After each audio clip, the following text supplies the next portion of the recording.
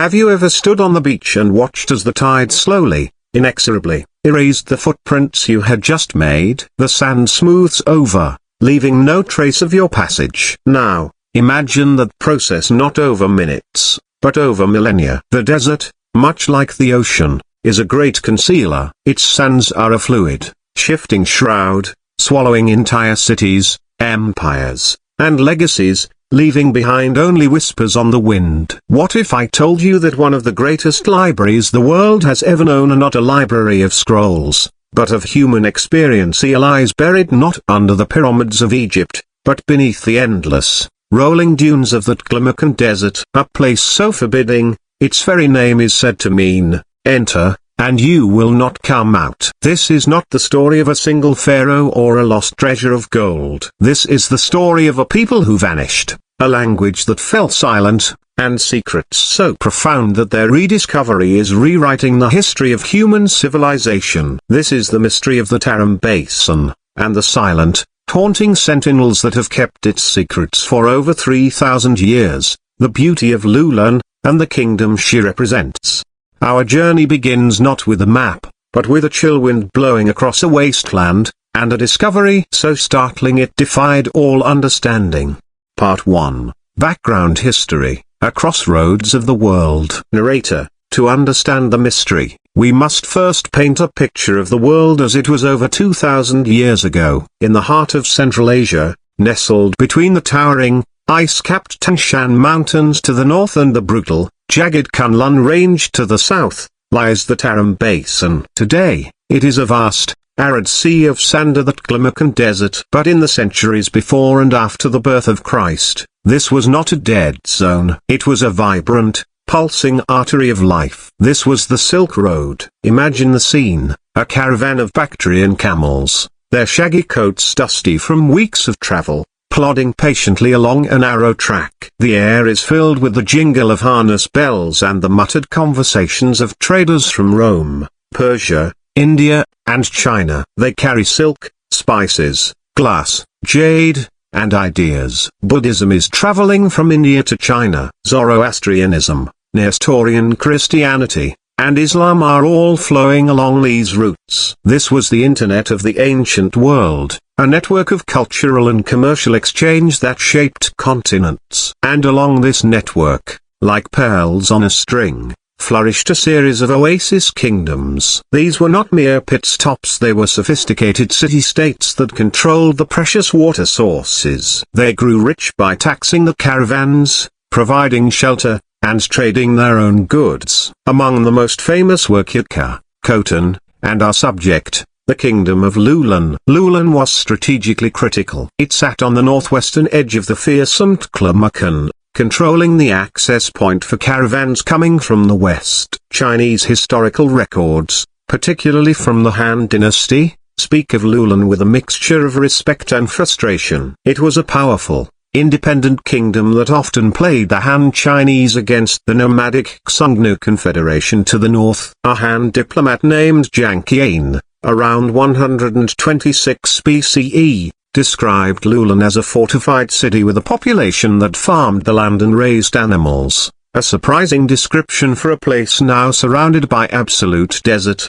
But then, the historical record begins to falter. The mentions become fewer. The tributary missions cease. By 630s, when the Buddhist monk Xuanzang passed through the region on his epic journey to India, he recorded only a haunting description. He wrote of a country that was nothing but a desolate ruin. The walls of the city were standing, but they were empty. The wind was the only resident. Lulan, and the other oasis kingdoms, had simply a broken bar vanished. The sands had closed over them, and for over 1,000 years, they passed into legend. Part 2. The Discovery, a chance finding in the wastes. Narrator: the year is 1900. The world is on the cusp of a new century, but in the remote deserts of Central Asia, exploration is still a feat of immense endurance and courage. A Swedish explorer and geographer named Sven Hedin is leading an expedition into the Tlamacan. His goal is to map this terra incognita, one of the last blank spots on the world map. The environment is merciless. Sandstorms that can strip the paint from wood. Temperatures that swing from scorching daytime heat to freezing cold at night. Water is a currency more precious than gold. Sound of a fierce wind howling. The crunch of footsteps on dry earth. Hedin, voiceover, from his journal. The desert is a capricious demon. One day, it grants you passage, the next, it seeks to bury you alive. We were desperately low on water. Our guide, a Uyghur man named Allah, was searching for a lost shovel we had used to dig for a spring the previous day. A sudden storm had blown up, and in our haste to retreat, the tool was left behind. Narrator, Allah, battling the wind, stumbled through the labyrinth of eroded clay formations known as yardangs. These are nature's sculptures, carved by centuries of abrasive sand-laden winds. As he crested a dune, the storm momentarily abated, and there, in the eerie, orange light of the setting sun, he saw something that made his heart stop. It was not the shovel. Protruding from the sand were the tops of wooden posts, the remnants of walls, and the skeletal outlines of buildings. He had found a city. Music swells with a sense of awe and mystery. Narrator, when Hedin and his team investigated the next day, they realized the magnitude of the discovery. They were standing in the ruins of an ancient settlement. They found wooden houses, a stupa, a Buddhist shrine, and, most importantly, a decaying wooden administrative building. Inside, buried under sand and debris, were dozens of wooden tablets, covered in a strange, slanted script. Hedin had just stumbled upon the lost city of Lulan. The script on the tablets was Kharosthi, an ancient script used in parts of India and Central Asia. The language itself was Prakrit, an Indian vernacular. This was the first great mystery. Why was an official administrative language of a kingdom on the edge of China a script and language from thousands of miles to the southwest? It was like finding Latin legal documents in ancient Mongolia. The discovery immediately positioned Lulan not as a peripheral Chinese outpost, but as an integral part of a vast, interconnected Asian world.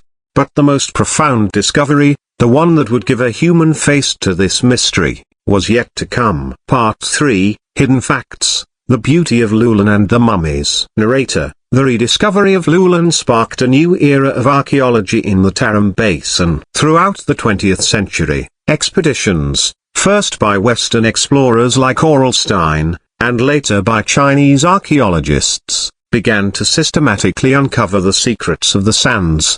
In 1979, a Chinese archaeological team was working at a site known as Cemetery No. 5, near the dried-up riverbed of the Conchai River, not far from the Lulan ruins. They were carefully excavating a burial site. The graves were simple, wooden coffins covered with ox hides, placed in shafts dug into the salty, preserving earth. As they brushed away the dry, caked sand from one particular coffin, they peeled back the ox hide. What they saw inside would send shockwaves through the archaeological world. Sound of soft brushing, a tense pause, then a gasp. Narrator, lying in the coffin was the perfectly preserved body of a young woman. Her skin was leathered but intact. She had high cheekbones, a long nose, and light brown hair. She was dressed in a simple woolen cloak and a felt hat. She had been buried with a basket of food for the afterlife, containing grains of wheat. She was stunningly, eerily preserved by the dry, salty soil, a natural mummy. They called her the Beauty of Lulan. Carbon dating revealed a date that was almost unbelievable. She died around 1800 BCE. She was nearly 4,000 years old. But her features were the real revelation. She did not look East Asian. She looked Indo-Broken Bar European. Subsequent discoveries throughout the 1980s and 1990s confirmed this was not an anomaly. Dozens of mummies were unearthed from cemeteries like Qa-Currency Ryul, Zahunliuk, and Yingpan. They were tall, with men often over 6 feet, with fair hair, round eyes, and noses that were prominent and narrow. They wore brightly colored, intricately woven woolen textiles plaids that looked strangely Celtic, felt hats with feathers, and leather boots. One of the most spectacular was the Cha-currency N man, a mummy from about 1000 BCE, found wearing a deep red tunic and leggings, with a seemingly Caucasian face adorned with hair long, flowing mustache. Another was a baby, wrapped in a beautiful brown woolen cloth, with a small blue stone on its eye, a poignant testament to a mother's grief across the millennia. The implications were staggering. Here was concrete proof that a population of Caucasoid people had been living in the heart of Asia thousands of years before the Silk Road was established. They were farming wheat and millet, herding sheep and cattle, and had a sophisticated culture for weaving and leatherwork. Who were they? Where did they come from? And how did they get there? Part 4, Dramatic Turning Points, the Tocharian Enigma. Narrator: The mummies presented a historical puzzle of the highest order. For a long time, the accepted narrative was that human settlement in the Tarim Basin was a relatively late phenomenon, stemming from migrations from China to the east. The mummies turned this idea on its head. They suggested a westward migration into the basin, from somewhere far to the west. Linguistics provided the next crucial clue. For years, scholars had been studying manuscripts found in the oasis cities of Quetta and Turpan, to the north of Lulan. These manuscripts, dating from the 6th to the 8th centuries, were written in a language that was Indo-European. That is, it was a distant cousin of Latin, Greek, Sanskrit, and English. This language was dubbed Tocharian. The Tocharians were thought to be the historical inhabitants of these northern oasis cities. But the Lulan mummies were 1,000 years older than the Tocharian manuscripts. Could they be the ancestors of the Tocharians? The theory began to take shape. Sometime before 2000 BCE, a group of nomadic pastoralists from the steppes of what is now Ukraine and southern Russia began a long, slow migration eastward. These were the Afanisva culture, and they are known to have been Caucasoid in appearance. They traveled across the vast Eurasian steppe, a highway of grass that stretches from the Black Sea to Mongolia. Somehow, a branch of these people turned south, into the Altai Mountains, and finally, into the Tarim Basin. Imagine their journey. They leave the lush grasslands of the west and find themselves in a basin surrounded by immense mountains. Rivers, fed by glacial melt, flow down from the peaks and create a ring of habitable land around the deadly desert. They settle there. They become the first oasis farmers of the Tarim Basin. They are the people who would later be known as the Tocharians. The beauty of Lulan, then, was not a later visitor. She was one of the founding population. Her people had been there for millennia, developing in isolation, creating a unique culture that would later serve as the foundation for the Silk Road kingdoms. But this theory created another, even deeper mystery. If these people were there for so long, why did they disappear? What catastrophic event could wipe out not just a city, but an entire people? Part 5, Mysteries, the Silence of the Rivers. Narrator: The downfall of Lulan and the other Tarim Basin civilizations was not a sudden, dramatic event like a volcanic eruption. It was a slow, creeping death. The killer was not an army, but climate change. The lifeblood of the Tarim Basin has always been its rivers. The Tarim River, fed by tributaries from the mountains, was the main artery. But rivers can be fickle. Their courses shift over time, and in an arid environment, a small shift can be catastrophic. Scientific studies of the region's climate history, using data from ice cores and lake sediments, tell a story of increasing aridity over the centuries. The glaciers in the surrounding mountains, which fed the rivers, may have begun to recede. At the same time, the human population was growing. The kingdoms of the Silk Road were flourishing. And to support these populations, agriculture intensified. This is where we see a tragic interplay between nature and human activity. To irrigate their fields of wheat and millet, the inhabitants of Lulan built extensive canal systems. They diverted water from the rivers. This put a tremendous strain on the already fragile water supply. As more water was diverted for agriculture, less water flowed downstream. The terminal lakes, the final destination of the rivers, began to shrink and dry up. The desert began to fight back. Sound of a dry, cracking wind. Visual of sand slowly drifting over a field. Narrator: The process would have been insidious. A farmer one year notices that the canal doesn't fill as high as it used to. The next year, a field on the outskirts has to be abandoned because the soil is too salty. The following year,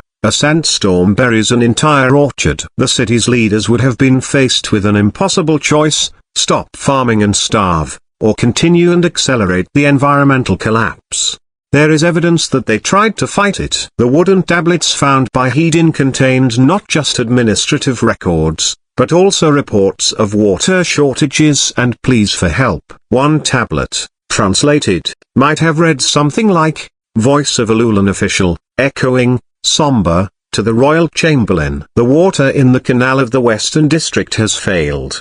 The fields are parched. The farmers are unable to pay their grain tax. We request instructions and aid, lest the district be lost to the sand." Narrator: but the aid never came, or it was too little, too late. The rivers changed course. The Tarim River itself shifted its flow southward, abandoning Lulan. The city's lifeline was cut. Without water, the city could not survive. The population would have dwindled, slowly migrating to other, wetter oases. The last inhabitants would have packed their belongings, taken one last look at their ancestral home, and walked away, leaving the empty buildings to the mercy of the wind and sand.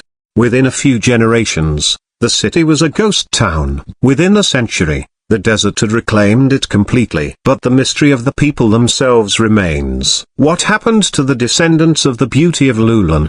Did they simply intermarry with incoming East Asian populations, their distinct genetic signature diluted over time? Or did they die out completely? Part 6. Powerful Conclusions. Echoes in the Modern World. Narrator: the story of Lulan is more than just an archaeological curiosity. It is a profound lesson that echoes down to our present day. The secrets lost beneath the ancient sands of time are not just about a forgotten people. They are about the fragile relationship between civilization and its environment.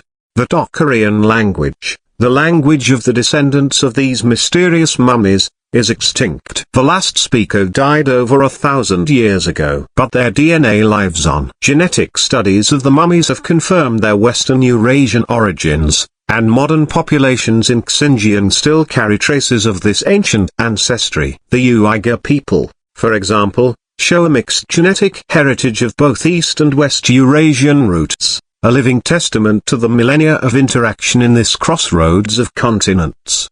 The story of the Tarim Basin mummies forces us to redraw our mental maps of the ancient world. It shows us that human migration and cultural exchange were far more complex and occurred much earlier than we ever imagined. Long before Marco Polo, long before the Han Dynasty, there was a flow of people, technologies, and ideas across the Eurasian landmass. The Silk Road was not the beginning of this exchange. It was merely the glorious, final flowering of a process that had been underway for thousands of years.